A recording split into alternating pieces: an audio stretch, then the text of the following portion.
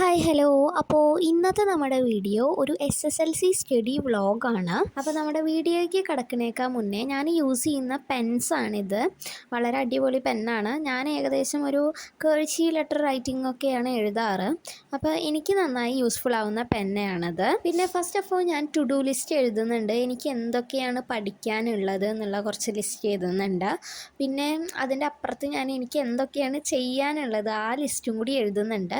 അത് ഇതിൽ കാണിക്കുന്നില്ല. അപ്പോൾ ഞാൻ പഠിക്കാൻ കുറച്ച് സംഭവങ്ങളൊക്കെ ഉണ്ട്. അപ്പോൾ അത് എഴുതുന്നുണ്ട്. ഇങ്ങനെ ടു ഡു ലിസ്റ്റ് എഴുതുമ്പോൾ നമുക്ക് ചെയ്യാനുള്ള കാര്യങ്ങൾ നമ്മൾ ഒരിക്കലും മറന്നു പോകാണ്ട് എഴുതാൻ പറ്റും. എന്നിട്ട് ഞാനതൊരു സൈഡിലേക്ക് മാറ്റി വെച്ചിട്ട് എനിക്ക് പഠിക്കാനുള്ള ഫസ്റ്റ് ബുക്ക് എടുക്കുന്നുണ്ട്. ഫസ്റ്റ് മാത്സ് ആണ്. മാത്സ് ക്ലാസ്സിൽ കുറച്ച് പ്രോബ്ലംസൊക്കെ ചെയ്യിപ്പിച്ചിട്ടുണ്ടായിരുന്നു.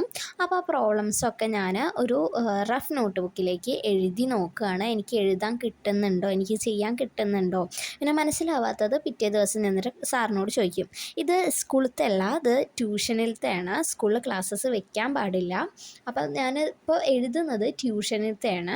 അപ്പോൾ ഞാൻ ക്വസ്റ്റ്യൻ എഴുതി ഇങ്ങനെ ചെയ്ത് നോക്കുകയാണ് ഓരോന്ന് കിട്ടുന്നുണ്ടോയെന്ന്. നമ്മൾ മാത്സ് ചെയ്ത് തന്നെ പഠിക്കണം, എന്നാലാണ് നമുക്ക് കിട്ടുകയുള്ളൂ. ഇത് എന്ന് പറയുന്നത് ഫസ്റ്റ് ചാപ്റ്റർ അരിത്തമെറ്റിക് സീക്വൻസിലത്തെ ക്വസ്റ്റ്യൻസ് ആണ്.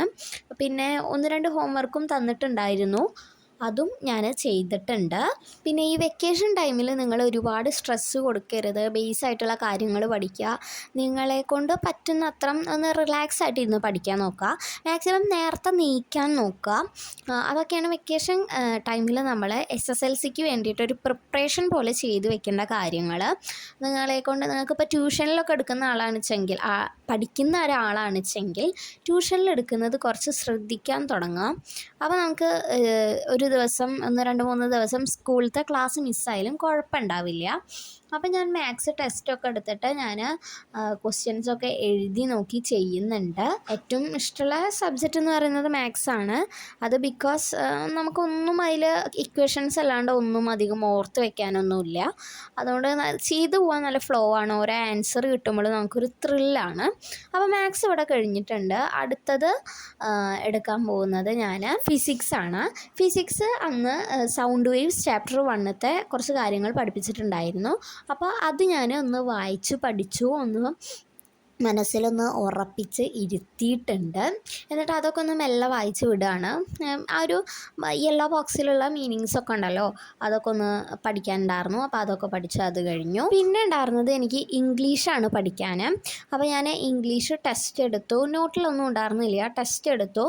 എന്നിട്ട് എനിക്ക് അറിയാത്ത വാക്കുകൾ ഞാൻ എന്ത് ചെയ്തു, ഞാനൊരു ഡോംസിൻ്റെ ബ്രഷ് പെൻ വെച്ചിട്ട് ഞാൻ ഹൈലൈറ്റ് ചെയ്ത് കൊടുത്തു. ഈ ഡോംസിൻ്റെ ബ്രഷ് പെന്നിൻ്റെ റിവ്യൂ പറയുകയാണെങ്കിൽ നല്ല അടിപൊളി ബ്രഷ് പെന്നാണ്. അത്യാവശ്യം കുറേ യൂസ് ചെയ്യാം. പിന്നെ ഞാനിപ്പോൾ പച്ച ലൈൻ ഇടുന്നത് എന്താണെന്ന് വെച്ചാൽ, നമ്മൾ ഇതിൽ ഒരു ക്യാരക്ടറുണ്ട്. ആ ക്യാരക്ടറിൻ്റെ ക്യാരക്ടർ സ്കെച്ച് വരുമ്പോൾ എന്തൊക്കെയാണ് എഴുതേണ്ടത് എന്നുള്ളതാണ് ഈ പച്ച ലൈൻ ഇടുന്നത്. പിന്നെ വായിച്ച് നോക്കിയിട്ട് ഞാനിങ്ങനെ എനിക്കറിയാത്ത വാക്കുകളെല്ലാം അണ്ടർലൈൻ ചെയ്ത് പോകുന്നുണ്ട്. അപ്പോൾ നമ്മുടെ ബ്രഷ് പെന്നിൻ്റെ കാര്യം പറയുകയാണെങ്കിൽ അടിപൊളി ബ്രഷ് പെന്നാണ്. കുറേ യൂസ് ചെയ്യാം. എത്ര യൂസ് ചെയ്താലും നമുക്ക് കുറേ യൂസ് ചെയ്യാം. നല്ല ലോങ് ലാസ്റ്റിംഗ് ആണ്. ഞാനിപ്പോൾ വാങ്ങിച്ചിട്ട് ഏകദേശം 1 ഇയർ ആവുന്നു. എന്നിട്ട് അത് കഴിഞ്ഞിട്ടില്ല, കഴിയാറായിക്കൊണ്ടിരിക്കുകയാണ്. അപ്പോൾ ഇന്ന് ഞാൻ ഇത്രയൊക്കെയാണ് പഠിച്ചത്. ഇന്നത്തെ വിശേഷങ്ങൾ ഇത്രയാണ്. അപ്പോൾ അടുത്ത വീഡിയോ ആയിട്ട്, അടുത്ത SSLC വ്ളോഗായിട്ട് വരുന്നവരെ എല്ലാവർക്കും ബായ്. എല്ലാവരും നന്നായിട്ട് പഠിക്കുക. നമ്മുടെ വെക്കേഷൻ മാക്സിമം എൻജോയ് ചെയ്യുക. അപ്പോൾ അടുത്തൊരു വീഡിയോ ആയിട്ട് വരുന്നവരെ എല്ലാവർക്കും ബൈ ബൈ.